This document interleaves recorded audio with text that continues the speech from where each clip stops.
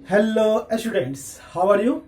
Today I am going to teach you the second part of active and passive voice. आज मैं आप लोगों को सेकेंड पार्ट पढ़ाने जा रहा हूँ क्योंकि बेसिक स्ट्रक्चर कैसे एक्टिव से पैसिव में कन्वर्ट करते हैं आप लोगों को बता दिया था। आज मैं आप लोगों को के सामने कुछ इंट्रोगेटिव सेंटेंस लेकर आया हूँ और कैसे इंट्रोगेटिव सेंटेंस को एक्टिव से पैसिव में कन्वर्ट करेंगे मैं आपको बताने जा रहा हूँ। तो मैं चाहूंगा कि ध्यान से आप सुनेंगे। Okay students, now look at here. सबसे पहला आपके सामने क्वेश्चन है, डज राधा टीच यू। इस कंडीशन में आप सबसे पहले क्या करेंगे, क्योंकि मैंने बताया था आप लोगों को कि जब भी आप एक्टिव से पैसिव में कन्वर्ट कर रहे हैं तो जो ऑब्जेक्ट में या दैट मींस जो दिख रहा है वो सब्जेक्ट के रूप में और जो सब्जेक्ट में दिखता है वो ऑब्जेक्ट के रूप में काम करता है। तो इस कंडीशन में आप क्या करेंगे, तो सबसे पहला काम होगा कि आप इंट्रोगेटिव सेंटेंस में डू, डज या डिड वाले सेंटेंस जब भी देखें तो सबसे पहले आप उसे किस में कन्वर्ट करेंगे। देखेंगे सेंटेंस एग्जांपल मैं आपको दे रहा हूं, जैसे Ram it's a mango. Okay students, Ram it's a mango. यदि इसे कहा जाए कि आप इसे नेगेटिव सेंटेंस बनाइए तो आप कैसे बनाते हैं, Ram does not eat a mango. Okay students, तो आपने देखा कि डज जो है आपने यूज किया नॉट के पहले। अगर इसी से इंट्रोगेटिव बनाने की कहा जाता है इसी सेंटेंस से, तो आप सबसे पहले लिखते हैं does Ram eat a mango. Okay students, तो बात हो रही है कि इस कंडीशन में जब भी इस तरह के इंट्रोगेटिव सेंटेंस देखें जो सिंपल प्रेजेंट टेंस से रिलेटेड है तो आप कैसे उसे कन्वर्ट करेंगे। तो मैं आपको याद दिलाना चाहूंगा कि जब आप एक्टिव वॉइस इस सेंटेंस का यानी राम इट्स अ मैंगो जब देखते थे तो आप क्या बनाते थे। ओके स्टूडेंट्स, तो आप बनाते थे जैसे Ram it's a mango. Okay students, तो इसके लिए आप लिखते थे, सबसे पहले आप ऑब्जेक्ट का यूज करते थे, that means Ram, that means mango. तो आप सबसे पहले मैंगो यूज करेंगे, अ मैंगो। उसके बाद सिंगुलर है तो आप इज यूज करते थे तो लिखेंगे अ मैंगो इज, और इट का थर्ड फॉर्म आप क्या बोलते हैं, eaten, eaten by Ram. Okay students, आप लोगों को याद होगा इस तरह से बनाते थे। आखिर मैं आपको क्यों बता रहा हूं, आपके दिमाग में क्वेश्चन आ रहा होगा कि आखिर इंट्रोगेटिव सेंटेंस के लिए मैं आपको ये सेंटेंस, इस तरह के अफर्मेटिव सेंटेंस क्यों बता रहा हूं। इसके पीछे कारण यह है कि आप यहां इज, एम, आर क्यों यूज करते थे। ओके स्टूडेंट्स, क्योंकि यहां इज, एम, आर तो नहीं है। तो सेम वही कंडीशन है इस वाले सेंटेंस में कि जब भी आप डू, डज वाले सेंटेंस को यूज कर रहे हैं दैट मींस ये तो सिंपल प्रेजेंट टेंस का ही सेंटेंस इंट्रोगेटिव है, तो इसके बदले में ही आप इज, एम, आर का यूज करेंगे। ओके स्टूडेंट्स, तो आप लिखेंगे यहां पर डज के लिए आप जैसे आपने यहां पे इज यूज किया था तो आप वही काम करेंगे। यू के लिए क्या यूज करेंगे, आर, तो आप लिखेंगे आर, उसके बाद यू, आर यू। टीच का थर्ड फॉर्म क्या होता है, taught, are you taught by Radha. Okay students, आपने देखा डज राधा टीच यू के लिए हमने क्या लिखा, यू के लिए are, are you taught by Radha. आपको समझ में आ गया होगा आर मैंने यहां क्यों यूज किया है, क्योंकि जिस तरह से सिंपल प्रेजेंट टेंस के में हम लोग इज यूज करते हैं जब यहां पर कुछ भी नहीं लिखा होता है, तो उसी तरह से डू और डज वाला सेंटेंस जो दिख रहा है वो सिंपल प्रेजेंट टेंस का ही इंट्रोगेटिव सेंटेंस है, तो उसी के अकॉर्डिंग हम लोग यहां पर इज, एम, आर यूज करते हैं। ओके स्टूडेंट्स, नाउ सेकेंड आप देख रहे हैं डिड राहुल हेल्प हिम। अब आप यहां क्या यूज करेंगे, सेम जैसे आप सेम एक सेंटेंस दो, ये सिंपल प्रेजेंट टेंस का सेंटेंस था, सिंपल प्रेजेंट टेंस का। अगर मैं बोलूं ये जो है किस टेंस से रिलेटेड है तो आप ध्यान देंगे, जैसे क्वेश्चन आपका है डिड राहुल हेल्प यू, अगर मैं इसी को पास्ट में कन्वर्ट कर दूं तो क्या रहेगा, राम इट का सेकेंड फॉर्म क्या रहेगा, at a mango. Okay students, आप देख रहे होंगे राम एट अ मैंगो। अब इसको आप कैसे कन्वर्ट करेंगे ये ध्यान सोचिए। आप राम एट अ मैंगो के लिए आप क्या यूज करेंगे, तो आप देख रहे होंगे मैंगो सबसे पहले आप लिखेंगे और मैंगो, और एट के लिए आप क्या यूज करते थे, वॉज। जैसे इसमें आप इज यूज कर रहे थे, आप एट के लिए चूंकि सेकेंड फॉर्म में था आप यहां वॉज यूज करते हैं। अब mango was eaten by Ram. Okay students, तो इसी सेंटेंस का जब इंट्रोगेटिव सेंटेंस आएगा तो आप एट के लिए क्या यूज करते हैं यहां पर, did Ram at a mango.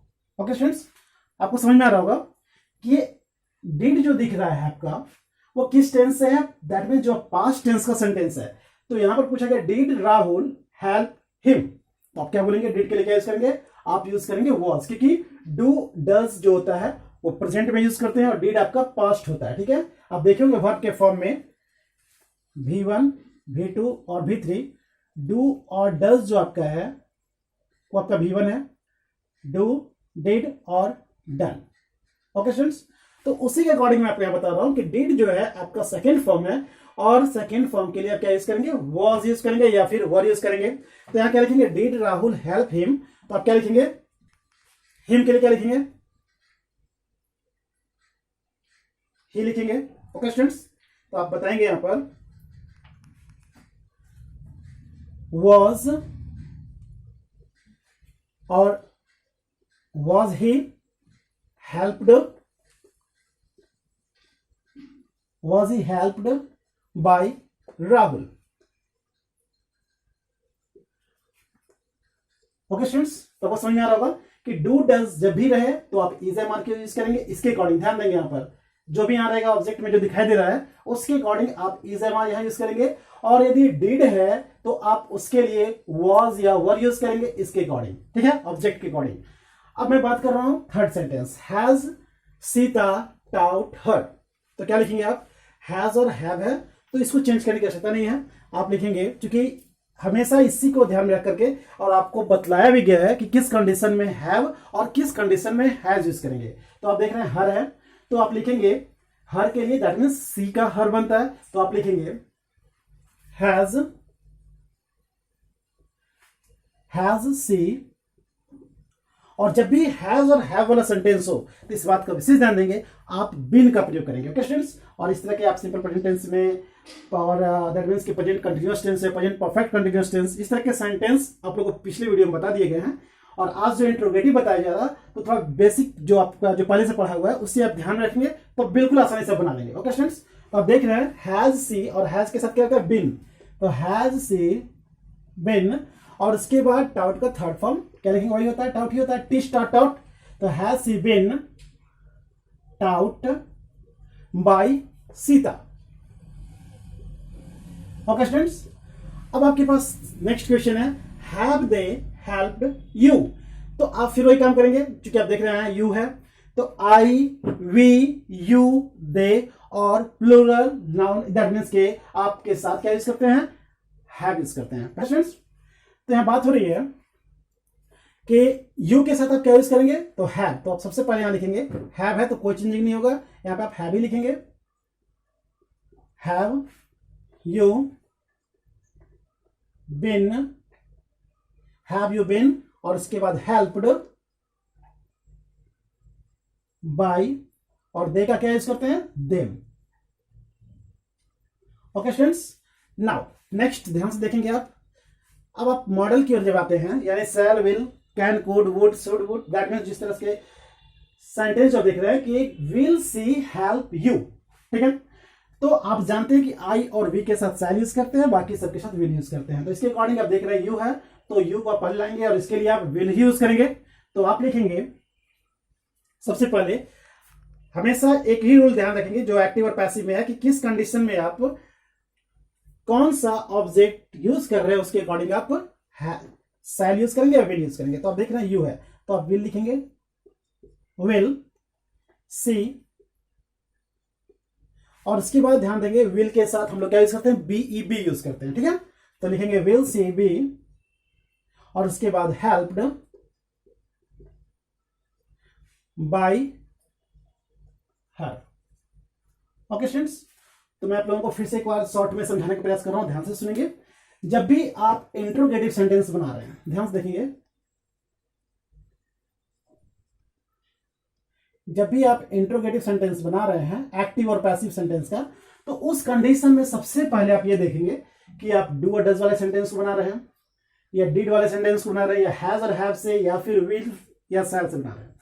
Do और डज जब भी सेंटेंस में यूज कर रहे हैं तो इस बात का विशेष ध्यान देंगे, डू और डज जो आपका है वो किस में कन्वर्ट हो जाएगा, इज, एम, आर में, जब आप इंट्रोगेटिव में कन्वर्ट कर रहे हैं। डिड जो आपका है वो किस में कन्वर्ट होगा, वाज या वर में, जो कि अकॉर्डिंग टू आप देखेंगे ऑब्जेक्ट उसी के अकॉर्डिंग यूज करते हैं। हैज और हैव तो बिल्कुल ऐसे रहेगा, और शैल और विल जो है आपको बता दिया गया। तो सबसे पहले आप क्या करते हैं कि is that means does Radha teach you, तो यू के लिए हम क्या यूज करते हैं, आर यूज करते हैं यू के साथ, तो आर लिखेंगे, तो आर यू, और टीच का third form taught, are you taught by Radha. Same उसी तरह से डिड है तो हम लोग यहाँ वाज यूज किए, वाज ही, क्योंकि हिम किसे बनता है, ही से ही हिम होता है, तो was he helped by Rahul. उसी तरह से has Sita taught you, taught her, तो क्या लिखेंगे हम लोग, क्योंकि हैज यूज किया गया है और यहाँ हर है। अगर यहाँ पर ऐसा मी लिखा होता तो हम लोग आई यूज करते हैं और आई के साथ हैव यूज करते हैं, लेकिन यहाँ पे हर है जो कि सी से बनता है, तो सी के लिए हैज यूज करते हैं, हैज सी, और सी हैज और हैव के साथ क्या यूज करते हैं, बिन यूज करते हैं, ध्यान देंगे। तो has she been taught by Sita. उसी तरह से हैव दे हेल्प्ड यू, तो सेम वही काम करेंगे हम लोग, क्योंकि यू है इसलिए हैव रहेगा, तो हैव यू, और चूंकि हैव और हैज के साथ बिन लगता है, बिन हेल्प्ड बाय दे का देम। और नेक्स्ट जो आप देख रहे हैं विल, आप क्या करेंगे, यहाँ पर देखेंगे कि यू है तो विल रहेगा ही, और आपको बताया गया कि केवल आई और वी के साथ सेल लगाते हैं, बाकी सबके साथ विल लगाते हैं। तो विल और इसके साथ चूंकि यहाँ पर क्या यूज करेंगे हम लोग, ऑब्जेक्ट हम लोग को यूज करना था यहाँ पर, तो ध्यान देंगे विल यू, यहाँ यू लिखेंगे, विल यू, क्योंकि यहां पर ऑब्जेक्ट है, ध्यान देंगे ऑब्जेक्ट को ही हम ऊपर लिखते हैं, तो will you be helped bye, और सी का क्या लिखेंगे, हाँ। ओके स्टूडेंट्स, तो मैं उम्मीद करता हूं कि आपको समझ में आ रहा होगा, और फिर भी यदि कोई कंफ्यूजन हो तो कमेंट बॉक्स में अपनी प्रॉब्लम अवश्य रखें। Okay students, thank you.